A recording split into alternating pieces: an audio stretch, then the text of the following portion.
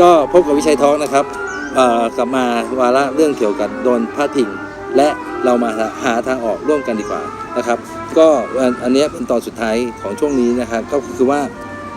ความเดินจากตอนที่แล้วที่เราพูดเรื่องของการแก้ไขนะครับเพราะว่าบริษัทพยายามจะแก้ไขอยู่แล้วทุกตอนนะครับเพื่อให้ผู้ถือหุ้นทุกคนเนี่ยที่ได้รับผลกระทบน้อยที่สุด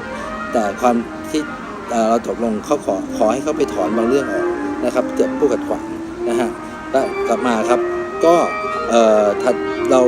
ผมเว้นเรื่องหนึ่งไว้ก็คือเรื่องของประเด็นของการปั่นกระแสเพื่อทุกหุ้นนะฮะปัจจุบันเนี่ย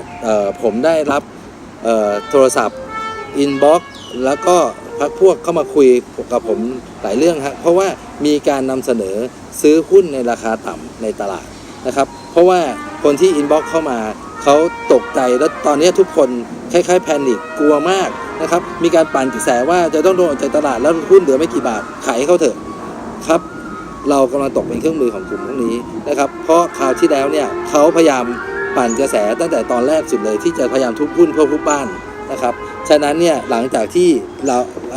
เราสามารถจะหยุดยั้งอะไรบางอย่างเขาได้แล้วเนี่ยปรากฏว่าตอนนี้ก็มีการสร้างกระแสขึ้นมาใหม่เพื่อให้ทุกคนเกิดความตกตระหนกและความกลัวทำไมไม่บอกทางออกครับ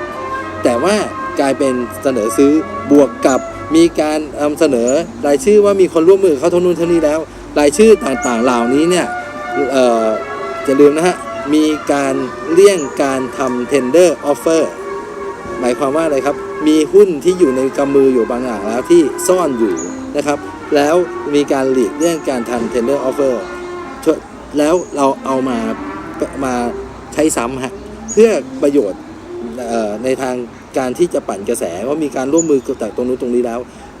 ทำไมไม่พูดถึงเรื่องทางออกมาพูดเรื่องนี้เพื่ออะไรนะครับฉะนั้นเนี่ยเราพูดทางออกร่วมกันว่าเราจะแก้ปัญหาการส่งงบนี้อย่างไรเราจะมีประธานกลับมาได้อย่างไรเราจะเดินไปข้างหน้าได้อย่างไรดีกว่าไหมครับไม่ใช่มาปั่นกระแสจน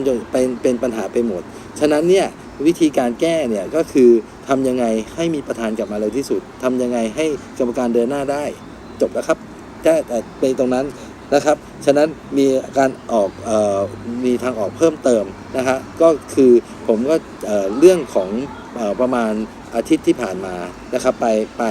อาทิตย์ของมกรานะครับก็มีเรื่องที่เรามีการพูดคุยเรื่องการที่ศาลเราต้องไปขึ้นศาลกันก็คือวาระการประชุมนะครับเรื่องตรงนี้ผมยังไม่กล้าก้าวล่วงนะครับเพราะว่าเรื่องอยู่ในศาลแล้วแต่หลังจากนี้ก็จะทำให้มีการแก้ปัญหาได้เร็วขึ้นจากคำสั่งหลายๆเรื่องจะทำให้รัฐร่วมมือกับเรามากขึ้นนะครับฉะนั้นอย่าเพิ่งตื่นตระหนกเกินเหตุนะฮะจนกระทั่งทำให้เกิดการเสียหายและไปรบกวนรัฐหน่วยราชการของรัฐอื่นๆโดยไม่จำเป็นนะครับไม่ทราบว่าจะทำเพื่ออะไรนะครับฉะนั้นเนี่ยบ้านหลังนี้เป็นของทุกคนนะครับผมในฐานะผู้ถือหุ้นคนหนึ่งขอเรียกร้องให้กลับมาช่วยกันเอาตัวขัดขวางออกเดินบ้านให้ตรงนะครับทำบ้านให้ถูกกฎหมายเอาเงินที่โดนช่อโกงกลับมานะครับก็วันนี้ขอจบแค่นี้ครับสวัสดีครับ